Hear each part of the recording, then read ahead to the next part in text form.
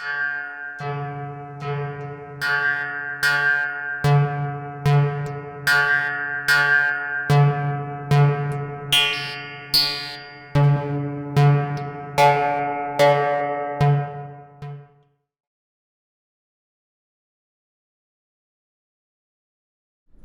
en este momento tres fundamentalismos religiosos. El musulmán, que podríamos verlo, el fundamentalismo sionista, que es el israelita, que también es fundamentalismo, y el fundamentalismo cristiano, que se lanza una cruzada, como Bush. Bush forma parte de una religiosidad fundamentalista, que decir Trump, que es mucho más, y el mismo Reagan, gente que cree que Estados Unidos es la expresión del mundo y el mundo cristiano, y como decía Bush, y los rusos eran ateos, por lo tanto el principio del mal. Se olvida que Rusia pues es el antiguo imperio bizantino cristiano en el norte, Moscú la tercera Roma, y no tiene nada de diabólico ni de ateo, sino que es otra cultura, pero lo ignoran. Dijimos, no se metan en Irak. Ellos vieron un desierto y creyeron que como era un desierto, no había árboles donde esconderse, porque no había selva y ni muchas montañas. Esto está fácil, ¿no? Y hace años y años que entraron y van a salir vencidos, y no entendieron que era un pueblo muy complejo que tiene 7000 años de historia, que es la antigua Mesopotamia. Ahí estaba Siria, ahí estaba Babilonia, ahí estaba los reinos de Nínive. Bueno, todo eso que uno estudia en la historia era Irak. Ya, para la gente Irak es Hussein. Y Hussein era un jefe tribal, que no era demócrata, pero tenía un tipo de gobierno, había hecho injusticias, había matado kurdos, y entonces dicen, imponer la democracia y sacar a un tirano ahora como en Venezuela, destruyeron un país. ¿Y cómo va usted a predicar la democracia con una guerra? Es absurda. Hay que dar argumentos. En vez de gastar tantos dólares en un avión a reacción y tirando bombas, haga un instituto de investigación, tome las élites y empiece una discusión y una investigación teórica para formular nuevos desarrollos del pensamiento islámico, y podríamos avanzar más que con una bomba. Es irracional, pero sabemos que no es eso. Lo que quieren es el petróleo y lo demás son justificaciones. Hablaban de Afganistán y ponían a las mujeres completamente dominadas por un machismo fundamentalista. Están peor que antes, no se mejoró nada, y todavía el señor Trump vuelve a querer meter 4000 soldados en Afganistán. ¿Va a avanzar? No va a avanzar nada. Los talibanes van a volver a ganar porque son del lugar, y además es lo mejor que tiene ese pueblo. Esa gente lo que había que hacer es dialogar, discutir, convencer, ayudar, y se terminó. Pero no interesa eso, interesa sacarle petróleo. Entonces los talibanes se los tomó como enemigos, no eran santos, ni eran demócratas, pero eran mucho mejor que los que metimos después, porque ahora es un desastre completo. La droga funciona, la mujer está peor tratada que antes, y todos esos terroristas fueron formados por los servicios de inteligencia americanos en Afganistán contra la Unión Soviética, que eran fundamentalistas, pero no sabían lo que era un revólver, no lo habían usado. La CIA les dio los revólveres, los instruyó para que lucharan contra los soviéticos rusos, expulsaron a los soviéticos, y después dijeron, hemos luchado contra los ateos comunistas, pero estas occidentales son corruptos de un punto de vista de una sexualidad fundamentalista, pero al fin se volvieron contra ellos, y ahora esos son los terroristas. Además, ¿quién destruyó las dos grandes torres de New York. ¿Lo hizo Al Qaeda? ¿O lo hizo algún servicio de inteligencia occidental? Todo es muy bien planeado. Y el señor Bush se lanzó contra los Al Qaeda sin saber si era verdad y lanzó una lucha contra el terrorismo. Había miles de terroristas fundamentalistas, ahora hay millones porque han destruido todo. Entonces, en Alemania están escandalizados de que llegan los sirios, 1 millón el año pasado, y la pobre Merkel casi se cae porque por un poco de responsabilidad humana lo recibió y casi pierde el liderazgo de su partido por jugarse por estos pobres inmigrantes. ¿Pero dónde vienen? De Siria. ¿Y quién destruyó Siria? Los norteamericanos. ¿Por qué? Porque tienen que sacar un gobierno dictatorial como el sirio. ¿Qué derecho usted tiene a sacar un gobierno extranjero si ni sabe cómo está formado? Han destruido Siria. Una cultura milenaria. Y ahora se vienen los inmigrantes, pero en Alemania nadie, en la Deutsche Welle y todo, dice: estos migrantes han sido producidos por los norteamericanos que destruyó en Siria. Nunca nadie ha dicho eso en Alemania. Es una mentira entonces lo que están hablando. Son ellos los responsables. Claro, los alemanes por suerte intervinieron muy poco y en eso estoy con ellos. Pero los norteamericanos son la causa de toda la inmigración. Y en Europa nos dicen nada. Y Gaddafi era un dictador, era un jefe tribal, tenía $17,000 per cápita. Libia, el país más rico distribuido en África. Se lo destruyó porque los franceses querían el petróleo de Libia. Le hicieron añicos, toda la televisión veía. Y ahora ¿quién habla de Libia? Nadie. ¿Se mejoró Libia? Desapareció el mapa, están destruidos. Crimen de guerra. Europa. ¿Se da cuenta? Yo hablo muy claro, soy un profesor universitario y le dije a Habermas y a Apple: critiquen la guerra de Kosovo, critiquen la guerra de Irak. No hay ni un intelectual, ni francés ni alemán, que haya criticado la guerra de Irak. Grandes intelectuales de izquierda, nada, porque es tan peligroso.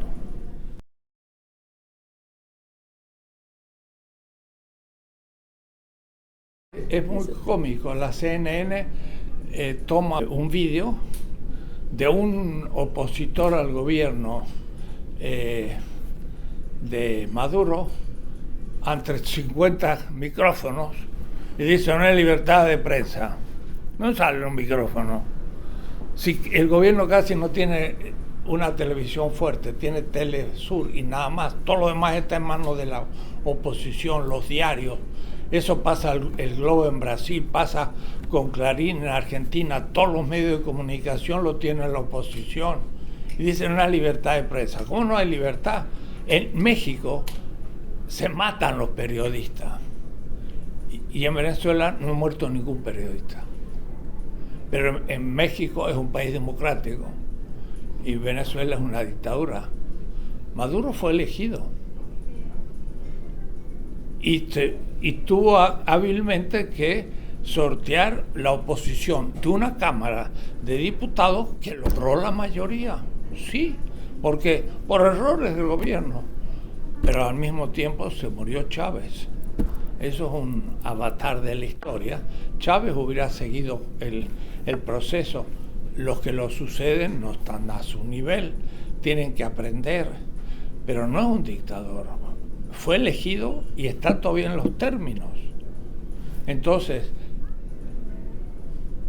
Venezuela tiene la mayor reserva de petróleo en el mundo, más que Arabia Saudita, en el Orinoco. Ahí está el problema.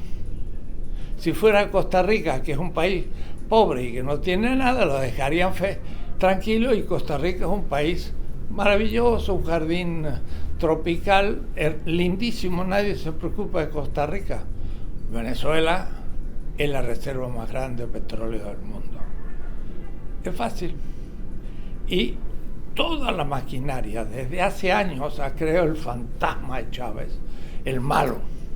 Y cualquier político latinoamericano que quieran criticar, dice, es como Chávez. Como ya tienen el mito del mal, entonces ahora tras. Pero Chávez no era tan malo. Chávez es un hombre muy inteligente, es un político de alto nivel, una persona instruida, en fin, ha hecho muchas cosas. Maduro no está a la altura de Chávez, por supuesto. ¿Ha cometido errores? Por supuesto. ¿Es una dictadura? De ninguna manera. No es dictadura. Ahora la oposición ganó la mayoría. Se dijo, bueno, tienen ustedes ahora la mayoría, salgamos de la crisis en que estamos, empecemos a construir Venezuela. No, queremos que usted salga. ¿Qué derecho tiene el Poder Legislativo de decirle al Poder Ejecutivo que caiga? No han hecho nada en favor del país, han seguido con la persecución. Ahí está la escuadra norteamericana en el Caribe, con todos los cañones puestos. Ahí están todos los instrumentos de la comunicación mundial en contra de ellos. Hay un bloqueo económico en el sentido de que hay sustracción de mercancías. Es una situación muy complicada, pero ha visto que hace unos 10 días pareciera que empezó a aquietarse el mar.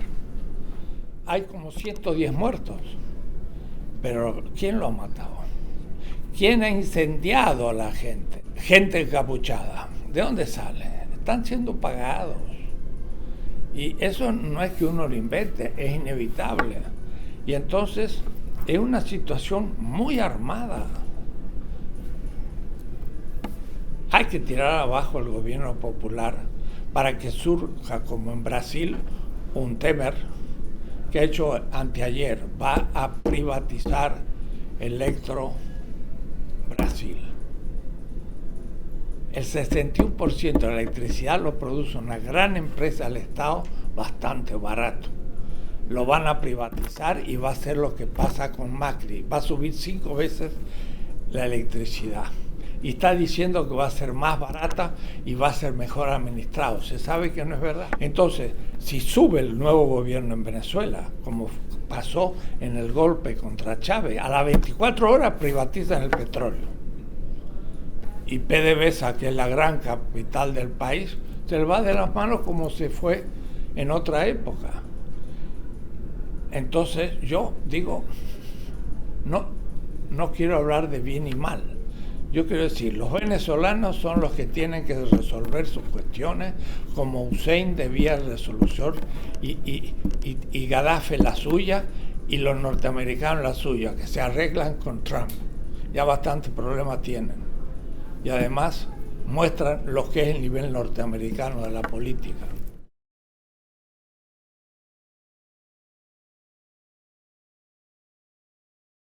Mira, la democracia viene de una palabra egipcia que significa demos.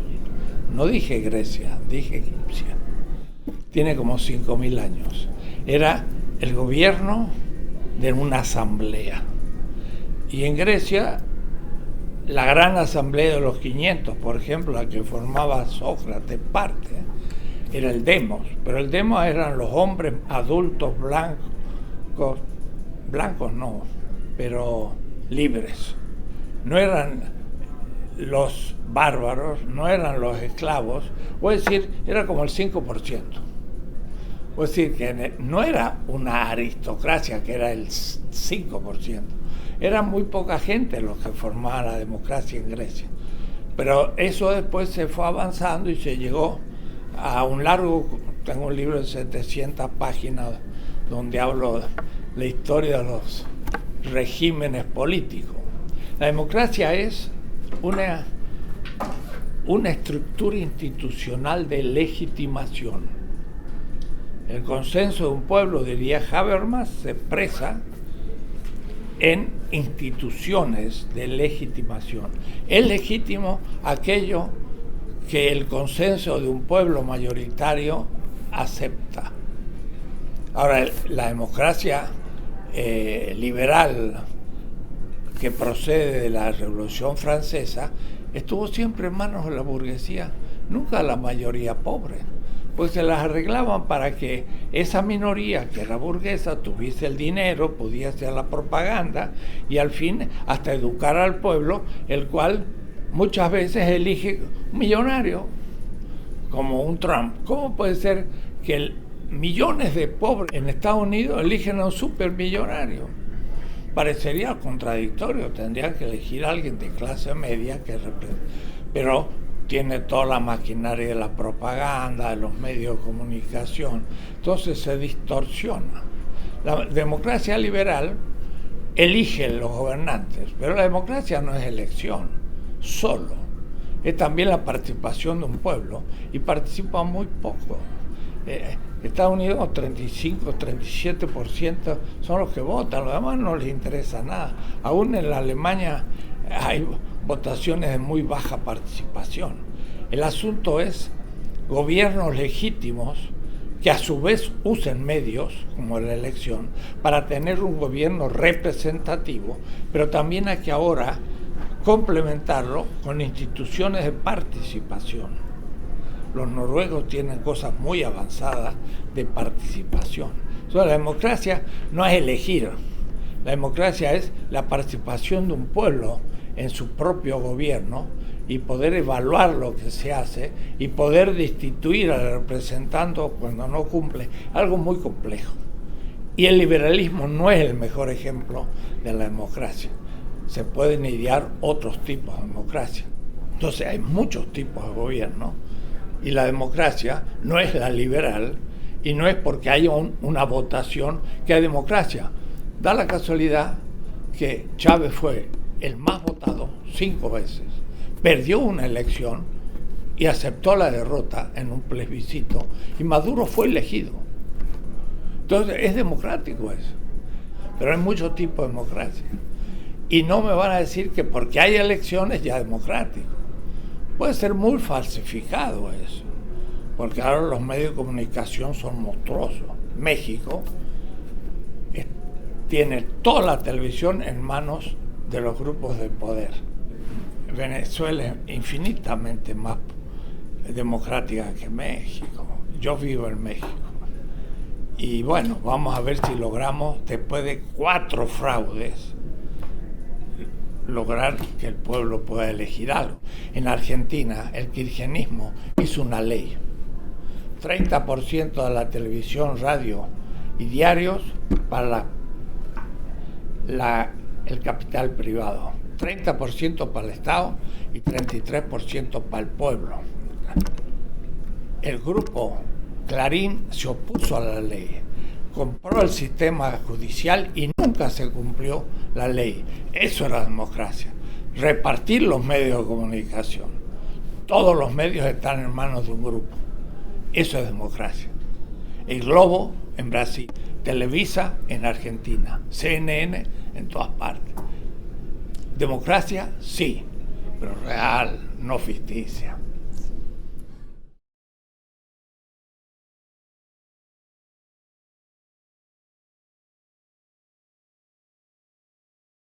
La filosofía de la liberación surge de esa realidad.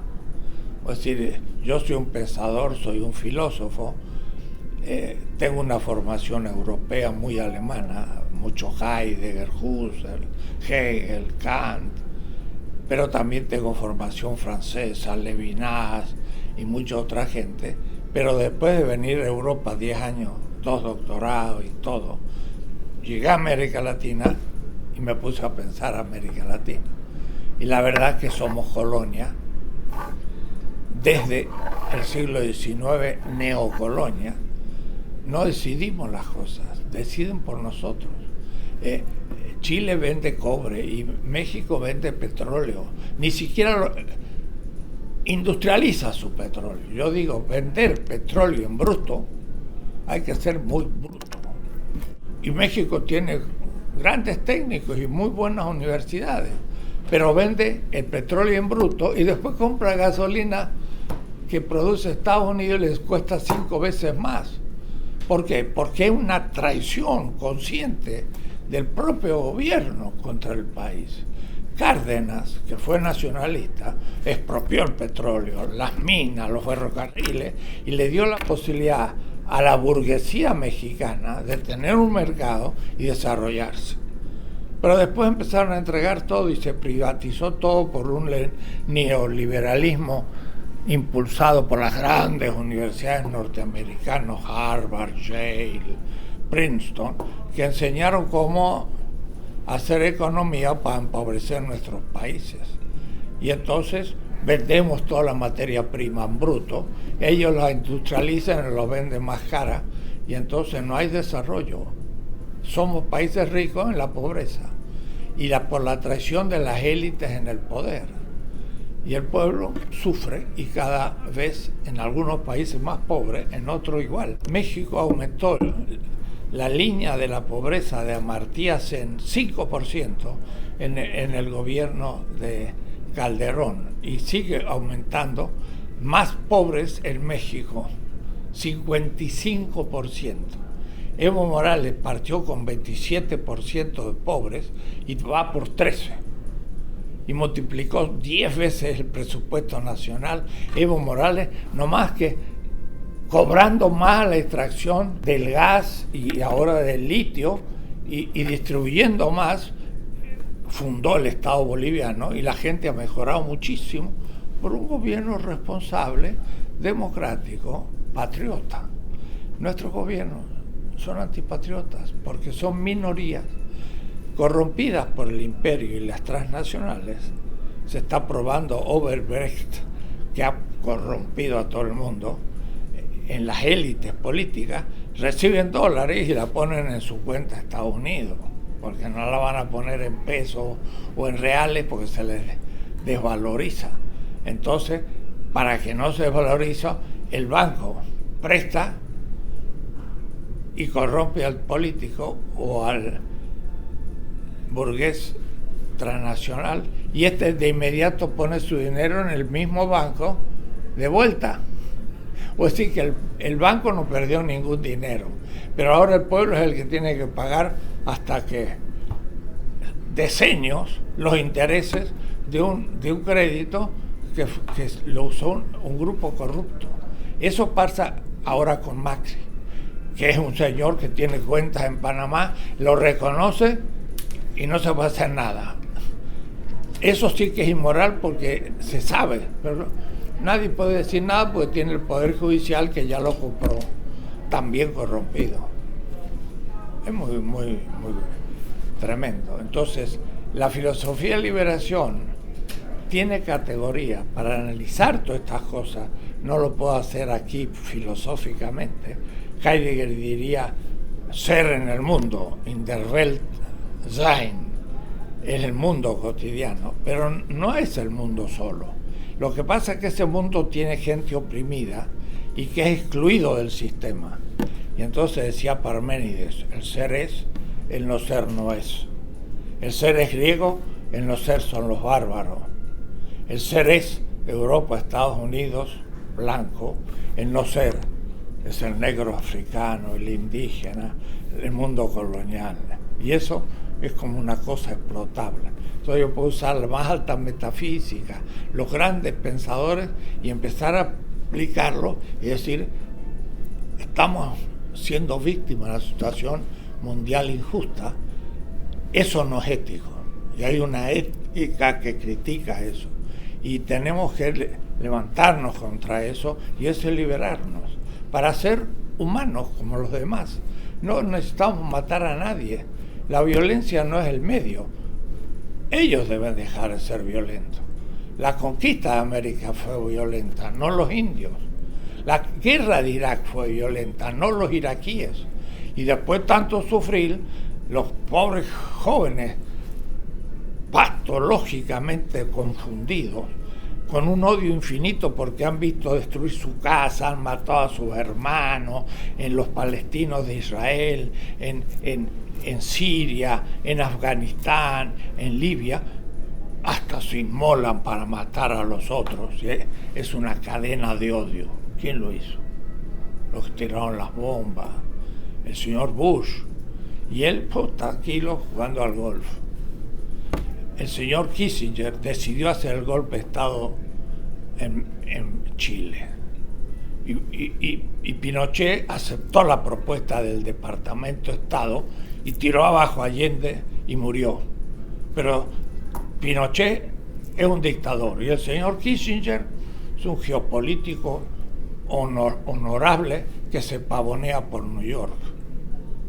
No, señor, usted, señor Kissinger, es el padre de Pinochet, tan dictador como él. Lo único que, como está arriba, hay que sacar el sombrero a la sabiduría del señor Kissinger.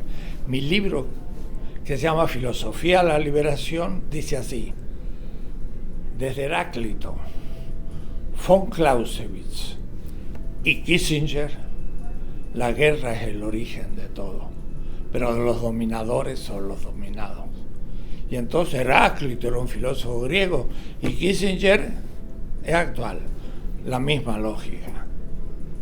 Es duro, pero es muy realista.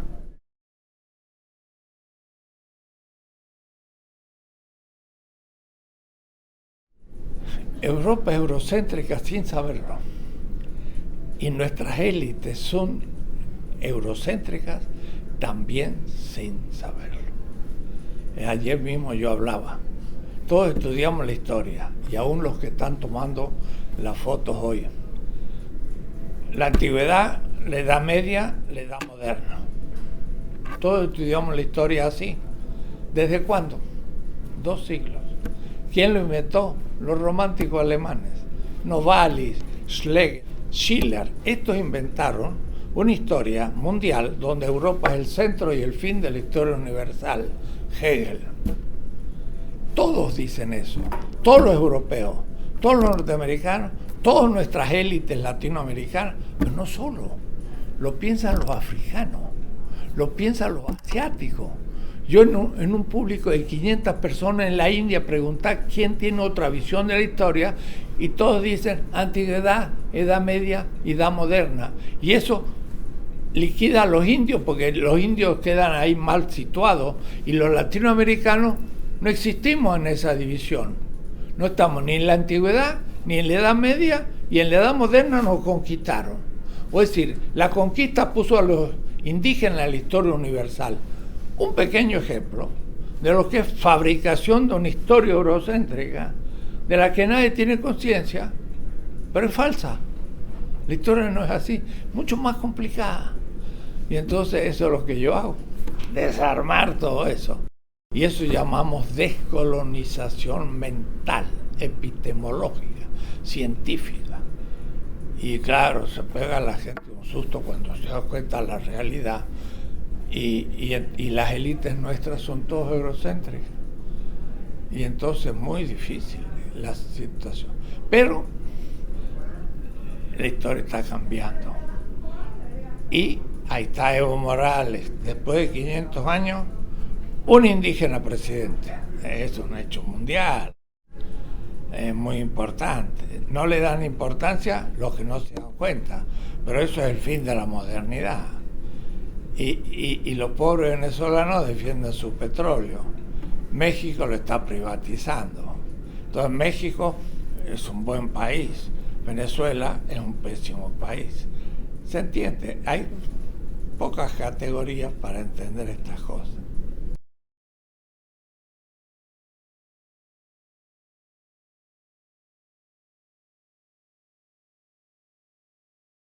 Claro, el derecha e izquierda era el lugar que ocupaba en la Asamblea en la Revolución Francesa. Lo que pasa es que una izquierda marxista, socialista, era muy ilustrada y muy eurocéntrica también. Y entonces yo conozco a Marx en serio y tengo obras sobre él. Pero Marx no era marxista. Y el marxismo-leninismo no es lo que enseñó Marx. El marxismo-leninismo es todavía moderno y es eurocéntrico. Y la derecha, por supuesto occidental y cristiana, también es eurocéntrica. Y no se da cuenta de que el cristianismo fue invertido y de ser un gran pensamiento crítico del Imperio Romano, se transformó en el fundamento de Europa. Y entonces Kierkegaard dijo, ser cristiano es muy difícil, pero esto que tenemos no es el cristianismo, es la cristiandad. Christenheit, no de cristianismos. Y Kierkegaard era un gran pastor luterano que se levantó contra Hegel en Berlín, igual que Marx, en fin, toda una historia. Entonces, yo creo que sí, que tenemos élites muy eurocéntricas y Europa también, que hay que ir más allá.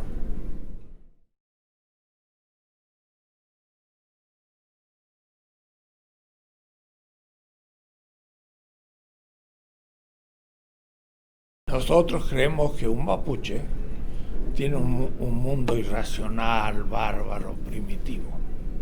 No, ellos son nuestros mapuches de Chile, los patagónicos de la Argentina, tienen su centro civilizatoria entre los polinésicos en torno a Samoa, la isla.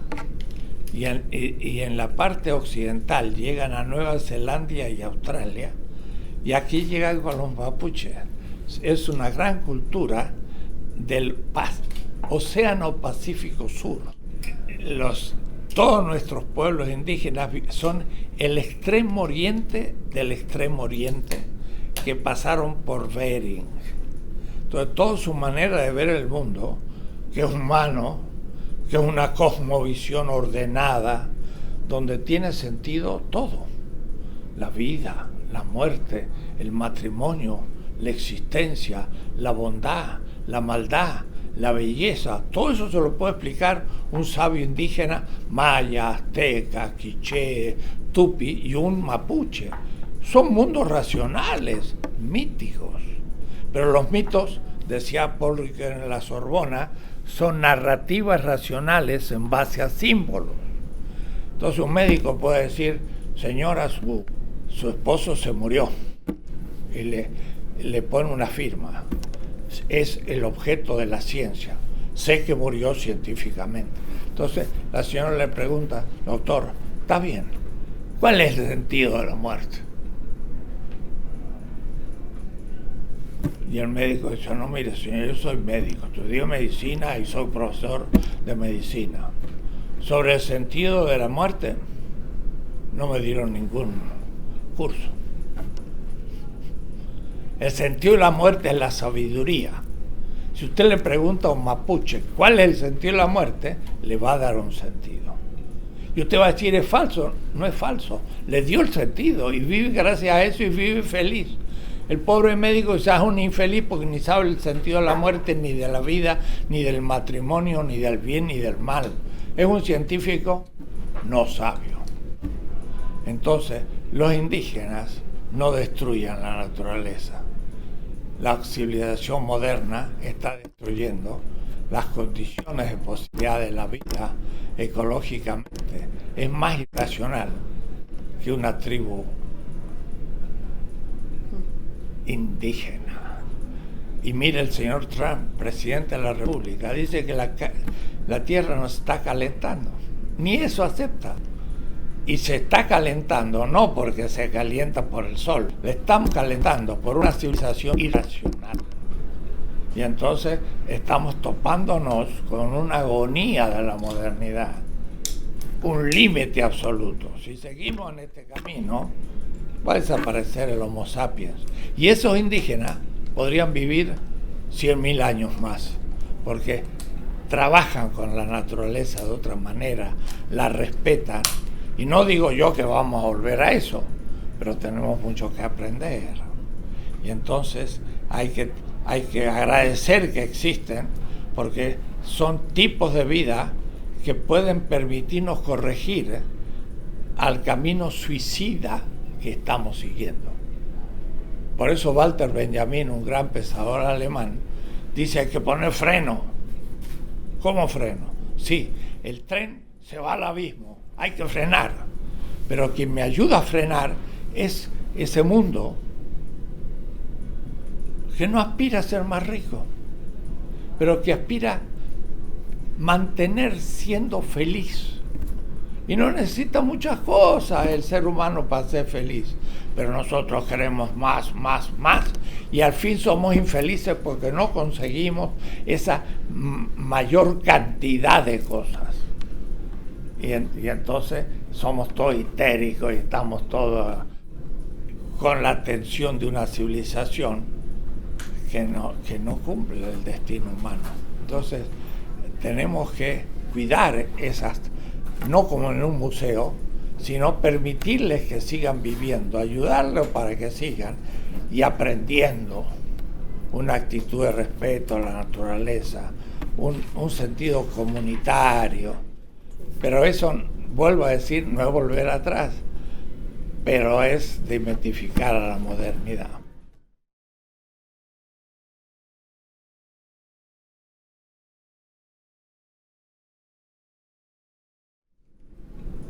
La cuestión que en política debe surgir una comunidad que yo llamo pueblo.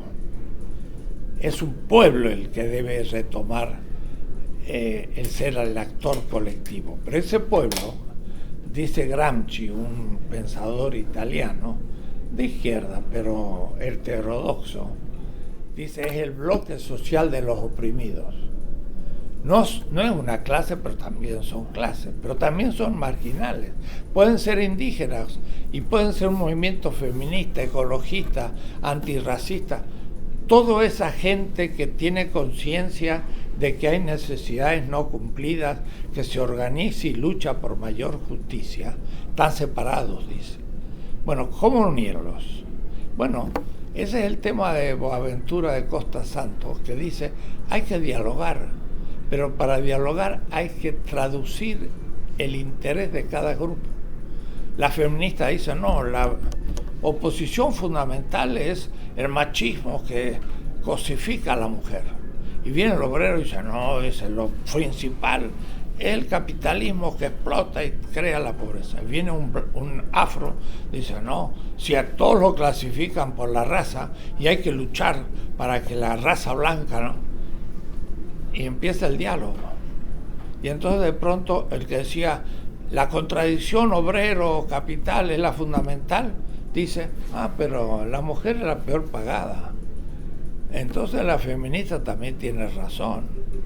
Y después viene la feminista y dice, sí, pero la obrera peor pagada es la de color, es un problema racial. Entonces de pronto empiezan a descubrir que los otros tienen razones. Y justamente si se logra unir todas esas reivindicaciones parciales en un proyecto nacional, ese proyecto es hegemónico y moviliza al todo como pueblo. Entonces, es un tema político fundamental. El proyecto debe ser hegemónico, que sepa subsumir los intereses particulares de los movimientos sociales. Pero ya entonces, ¿cuál es ese colectivo o ese actor comunitario? No puede recibir otra denominación que pueblo. Ahora, pueblo, ¿qué problema? Porque puede ser populista, puede ser folk y ser fascista o nazi. Y entonces hay que discernir entre los distintos conceptos de pueblo para depurarlo y saber de qué estamos hablando. La conciencia de un pueblo no es lo mismo que la conciencia de clase, porque la conciencia de clase obrera nació con el capitalismo y terminaría con el capitalismo, pongamos 500 años, pero la conciencia del pueblo francés empezó con los galos, siguió con la Edad Media el siervo y hoy es obrero y seguirá, puede ser milenario. Entonces es el pueblo el actor colectivo de la política. Pero claro, se dice que eso es populismo. Hay que distinguir entre populismo y popular y hacer una política con todas sus definiciones distintas. Bueno, en eso he escrito bastante en los últimos años. Es una política de la liberación. Es un concepto muy bonito de Evo Morales y de los zapatistas en México, que llaman el poder obediencial. Los zapatistas dicen, escuchamos una palabra democracia y entendimos que los que mandan, mandando la oligarquía. Entre los indígenas, los que mandan obedeciendo. Pero tienen una concepción de la representación como servicio y no la autoridad que domina, como Max Weber. El poder político es dominación legítima ante obedientes. Desastroso. No puede ser dominación legítima. Tiene que ser una actitud servicial, no ante obedientes, sino entre los que reclaman el contenido de lo que yo debo hacer como servicio. Otra concepción de la política, del poder, del Estado y de la ética y de la subjetividad del gobernante. Y entonces ya no se corrompe. Pero hoy se corrompen todos, porque creen que son el sujeto del poder. Y el sujeto del poder es el pueblo. Entonces es todo distinto.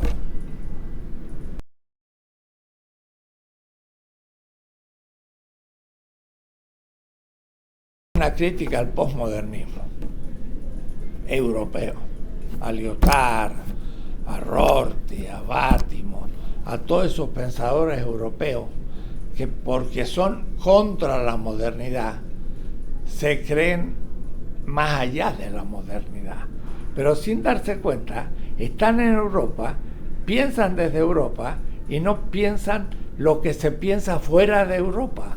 O es decir, los posmodernos son una etapa crítica última de la modernidad, pero todavía moderno. Y para mí modernidad es un concepto negativo,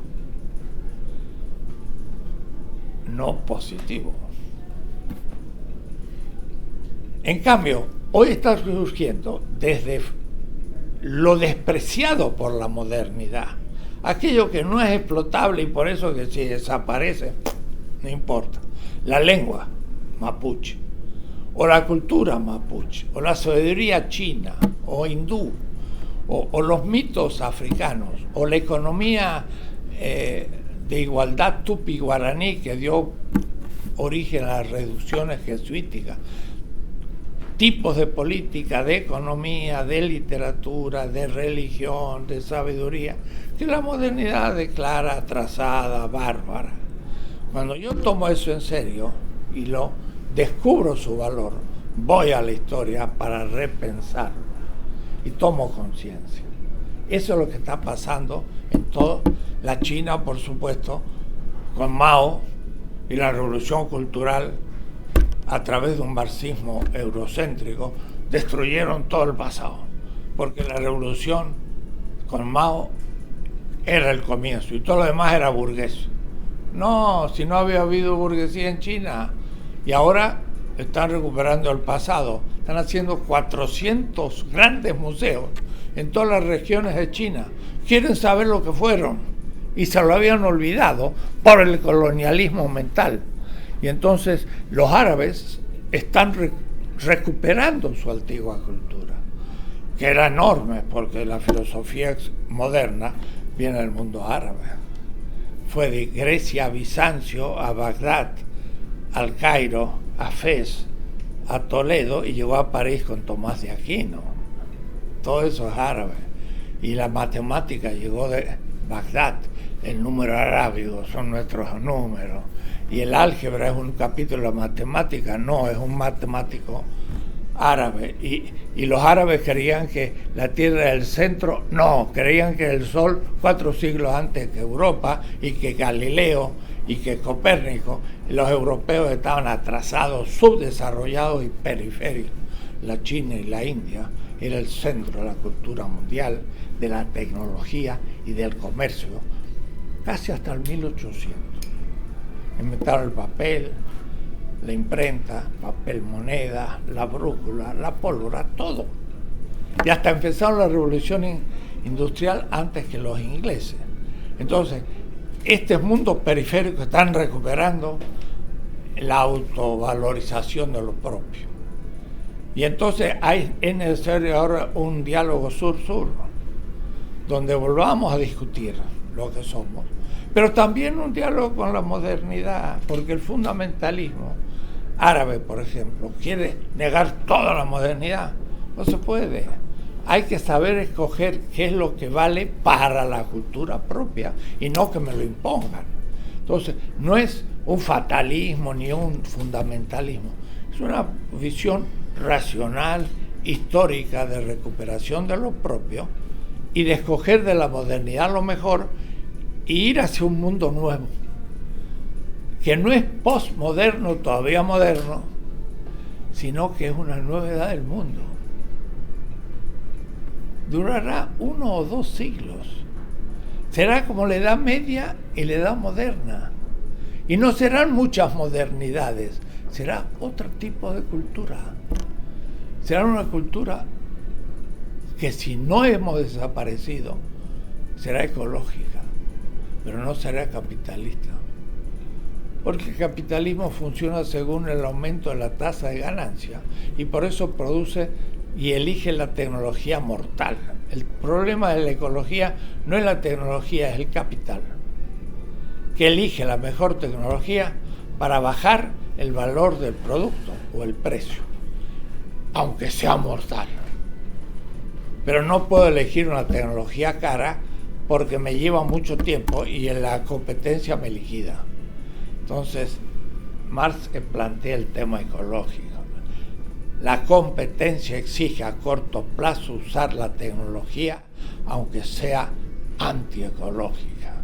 Y si no la uso, en la competencia me liquidan. Entonces, es una lógica mortal, no tiene salida. Y no tiene salida. En el capitalismo no hay solución ecológica. Y va a tener que cambiar todo. La subjetividad. A la vaca le ponen una hormona para que se engorde y entonces yo haga negocio porque vendo más carne. Pero la carne me la como y la hormona ahora está en mí y yo engordo. Entonces, ¿cómo voy a pedir que el alimento sea barato? No, el alimento necesita el trabajo y el costo que sea necesario porque es mi cuerpo. Tiene que estar fuera del mercado. Pero el agua tiene que estar fuera del mercado. Y todo tiene que estar fuera del mercado. Y el capital debe estar a la disposición, no a la disposición, desaparecerá. Será otro sistema económico. Será un sistema político más participativo. Será un diálogo intercultural. No para una sola cultura que hablará inglés, sino un pluriverso donde dialogaremos. Entonces, eso es la transmodernidad. No es la modernidad, es otra edad del mundo.